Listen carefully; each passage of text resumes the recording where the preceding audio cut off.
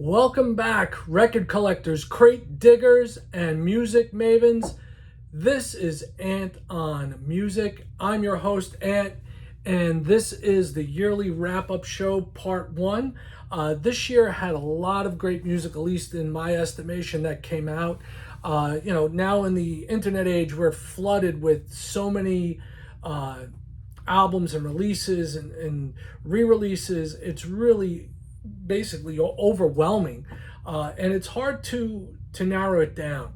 I thought about different ways to approach doing this episode and a follow-up episode, and I thought, what would be the fairest thing? It's like I could try and come up with a top 5 or a top 10, or top 5, rock, metal, prog, and there was really no way in my estimation to do that. So in no particular order, these are the albums that I thought were the best releases of the year. Some of them we've already covered in past episodes. Some we haven't touched. Do have one new box set that came out in the past few weeks, which I finally had a chance to sit down and evaluate, listen to, enjoy, and we're gonna talk about that. That's definitely one of the best box sets to come out this year. But first off, let's kick off with one of the best rock albums that came out this year, and that would be Dirty Honey. Okay, this album came out several weeks ago. It's called Can't Find the Brakes. This is the second full-length album from the band. It kicks off with Don't Put Out the Fire, and just rocks all the way out. This album, if you go back, this came out on colored vinyl. Give you a quick peek. So that came out on white vinyl. Excellent album from these guys. If you dig hard rock along the lines of like the Stones, Aerosmith, things like that, definitely a band worth checking out. If you've never heard them before, they really are great. They should really get on a tour with like the Black Crowes and just tear the country apart. They are phenomenal. They're, I think really highly of them. This is definitely one you should add to your collection, Dirty Honey. Next up, okay, like I said, taking these in no particular order. Metal fusion, prog fusion, whatever you want to call it. Also talked about this one in the past. This came out on Coke Bottle Green with pink vinyl. Not that matters. What matters is the music. And this is Nuclear Power Trio. You can see the vinyl real quick there. And this one, it's three guys that, basically dress up like Putin, Trump, and Kim Jong-un. And they do their, they all come from death metal bands. And they do a really cool revved up version of like Dream Theater-esque type music. Picture like if you put in a blender, Dream Theater and like say like Metallica. That's kind of like where they come from. It's like the dime store description I could give of them. But this one is called Wet Ass Plutonium. Kind of a take on Cardi B's WAP. This is another one I think that's worth checking out. Next up, one that I haven't featured before. This came out earlier in the year. Metal stalwarts, thrash metal stalwarts from Jersey, Overkill with Scorched. This album is phenomenal. These guys just never ever stopped. They've had lineup changes, but with Blitz and Didi at the helm, you can rest assured that they're going to crank out some thrash metal that's definitely worth listening to. This was a double vinyl album, came out from Nuclear Blast. Here is interior shot, the back. Also in here we have a booklet, front and back cover. Pick of the current lineup. There on the back you got their mascot Johnny Facebone, who was kind of stolen by Avenged Sevenfold. Lyrics and liner notes as you would expect. In this type of booklet. The vinyl itself is pretty cool looking. It's this funky green and gold splatter. All right.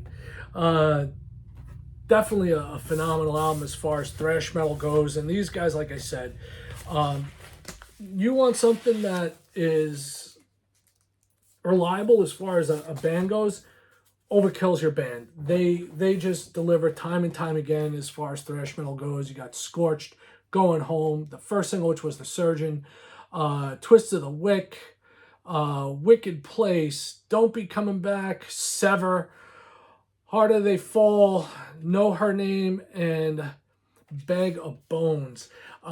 Great album, top to bottom. Definitely one of my favorites from the past year. Continuing along, same line, on a much bigger scale, much bigger recognition. And I'll be honest with you, I don't think it's good. I'm sure there's some people that'll fight me, but we have Metallica with 72 Seasons. All right, hadn't featured this one before. Pretty cool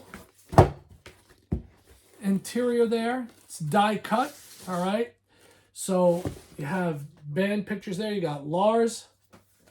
Flip it around. Rob Trujillo on bass. If you know anything about your metal history, you know that Rob was once in Suicidal Tendencies. Then on this side, James Hetfield, Papa Het, and the king of the wah-wah pedal, Mr. Kirk Hammett.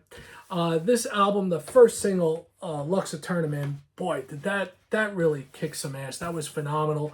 The album on a whole, pretty damn good. You know, pretty solid for later day Metallica. You know, the past few albums really rubbed me the wrong way. You know, nothing's ever going to compare in my mind to, you know, the classic first four albums. And even the Black Album. After the Black Album, I even though I bought stuff, I wasn't exactly thrilled.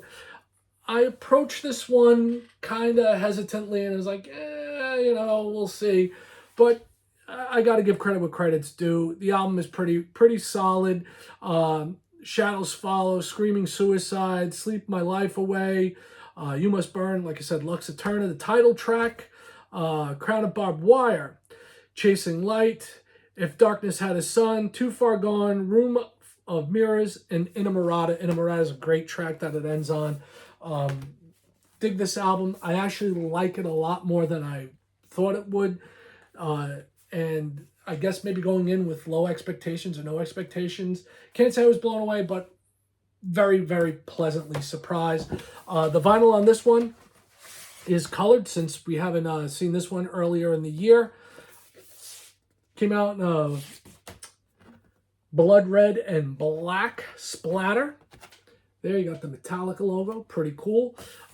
Sounds great too. Good production, which is something to say for latter-day Metallica albums. All the Metallica fans out there are probably going to kill me. But yeah, definitely a worthwhile purchase for the year.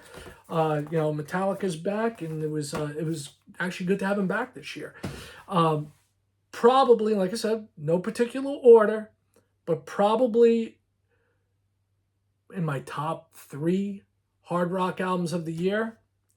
Talk about happy to have them back.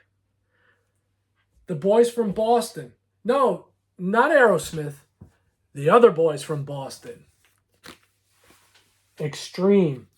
With their album 6, man. This album just kicks major ass.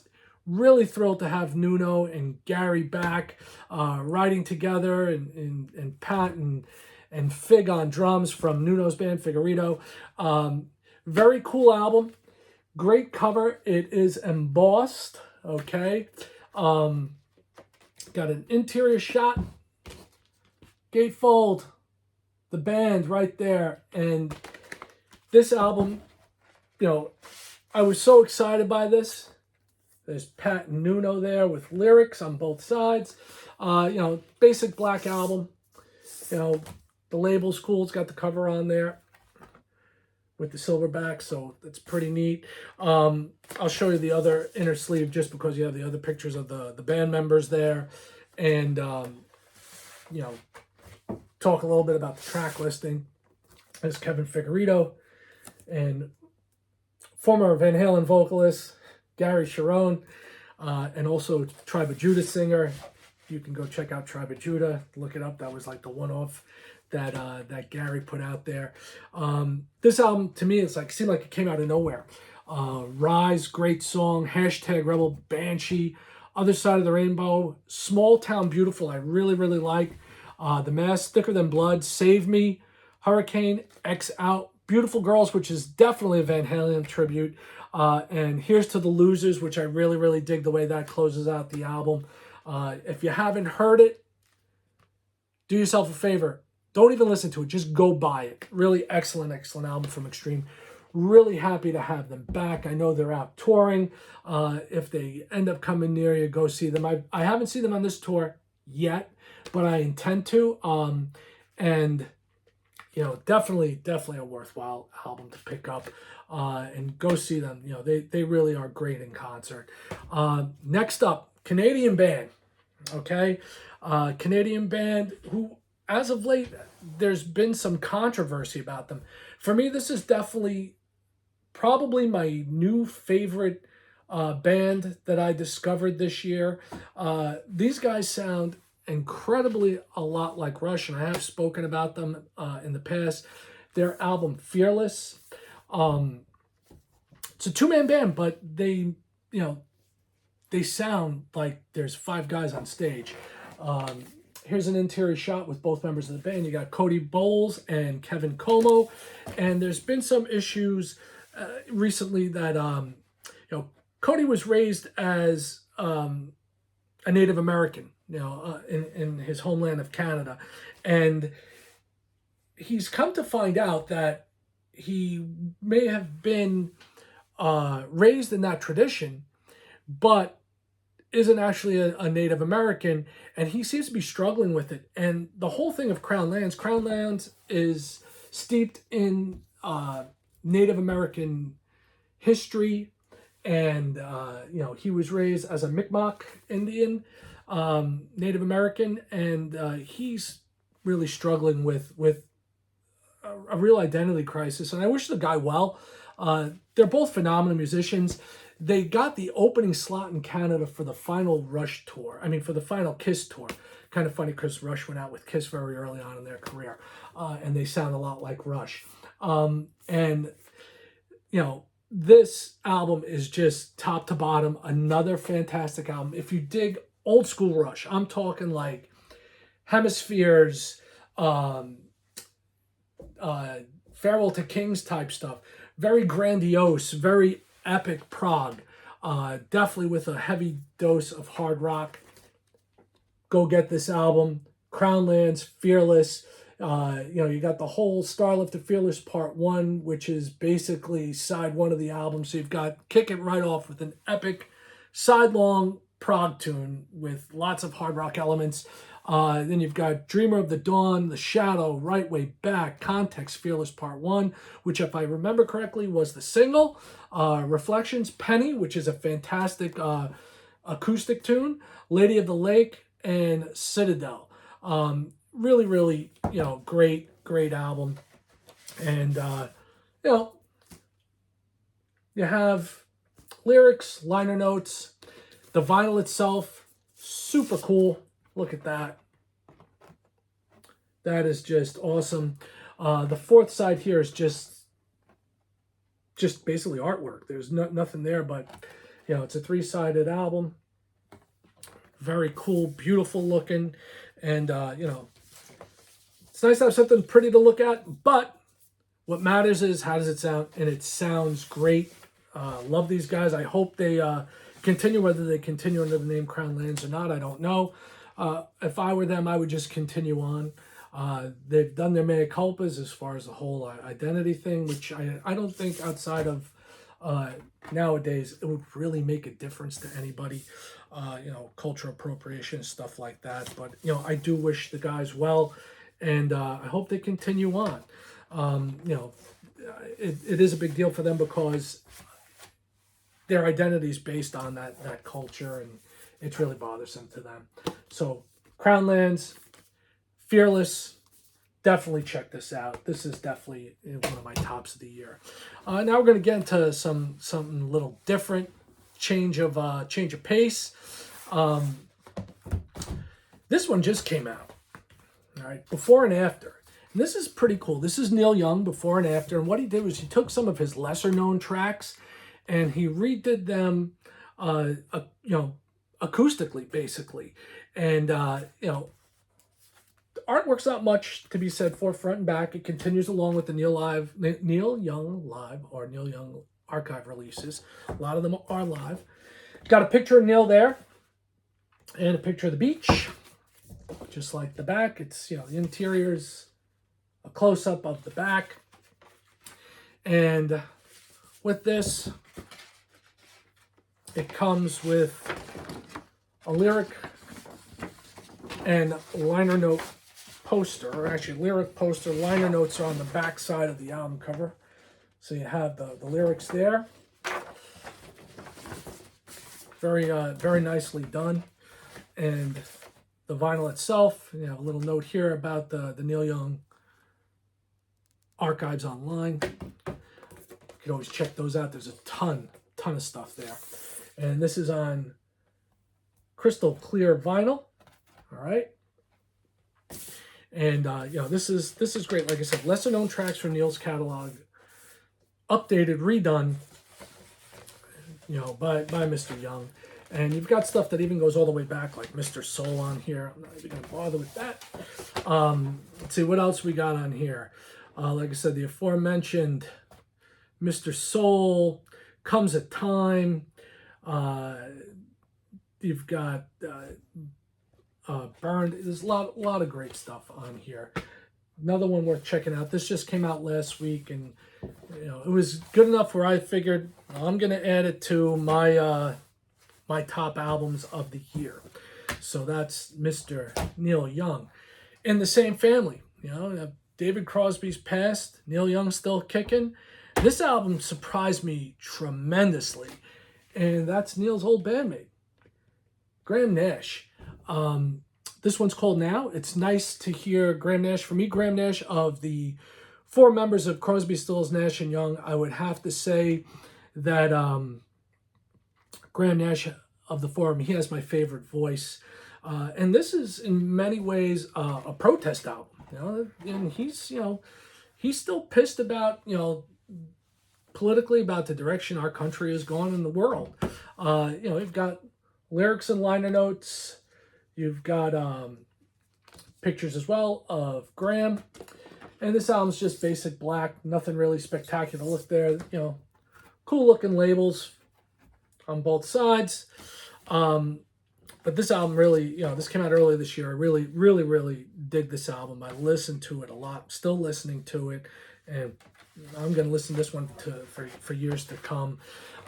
You have Right Now, A Better Life, Golden Idols, Stars and Stripes, which I love, Love of Mine, theme from Pastoral, In a Dream, Stand Up, It Feels Like Home, Buddy's Back, Follow Your Heart, I Watched It All Come Down, and When It Comes to You, which is a great closing track as well.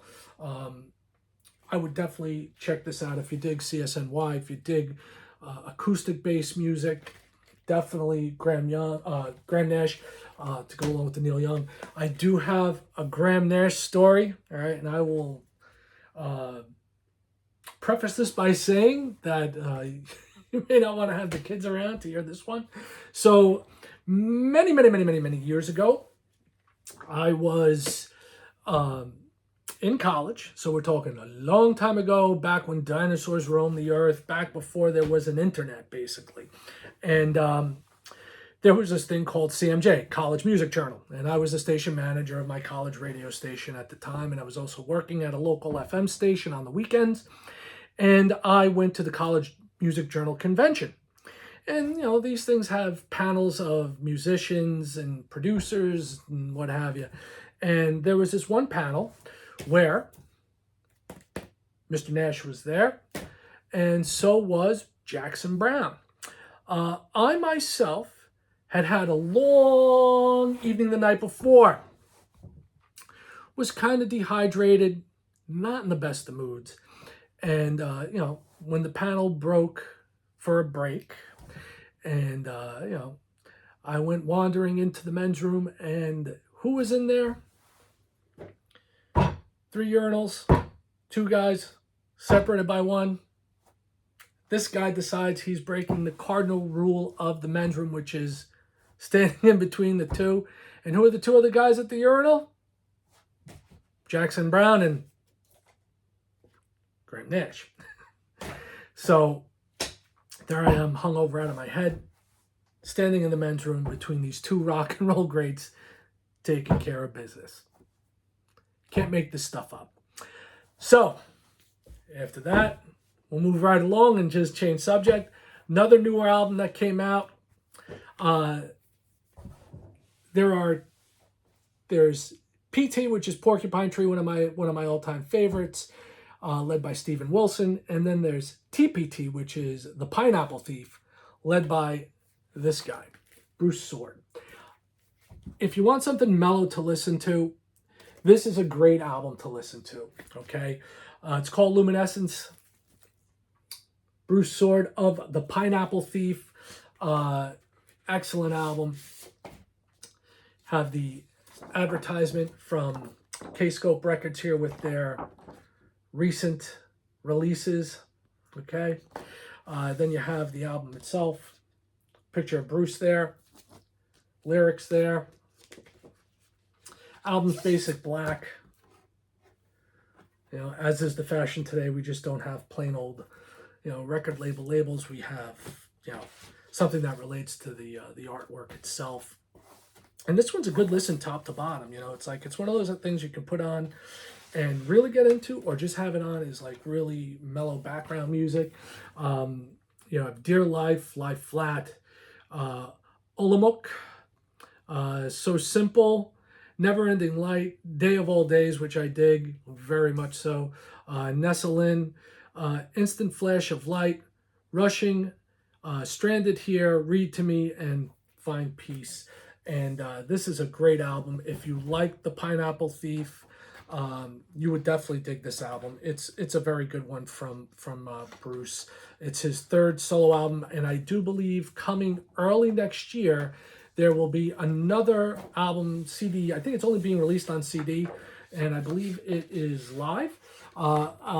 Sure, I'm going to check it out. I'm a big fan of Bruce. Bruce is in that mode of, he does his stuff with The Pineapple Thief, and he's created this, parallel career releasing solo stuff, which, it would fit in with Pineapple Thief stuff, but it's much mellower. You don't have Gavin Harrison on drums like you do on Pineapple Thief, most recent Pineapple Thief albums, really giving that bombast, but, definitely one of my tops for the year. Bruce Sword, Luminescence, definitely worth listening to. And final album before we get to the one box set we're going to go through this week. You want to talk about prog metal? You have these guys from the UK, all right? The album is called Fauna, all right? Their name is Haken, spelled Haken, pronounced like bacon but with an H. The album's called Fauna, and this is a very cool album cover. Probably my favorite album cover of the year. It's definitely like an old school, 70s prog type album in a way, but the music is super modern prog. I mean, it is heavy in places. It darts off in odd time signatures. It's really, really, really an excellent album. They've put out several. In here you have, little 4-panel booklet, artwork, lyrics and band photo right there. Very cool album. Starts off with Taurus, then Nightingale and the Alphabet of Me follow. Alphabet of Me is a great tune, so is Nightingale.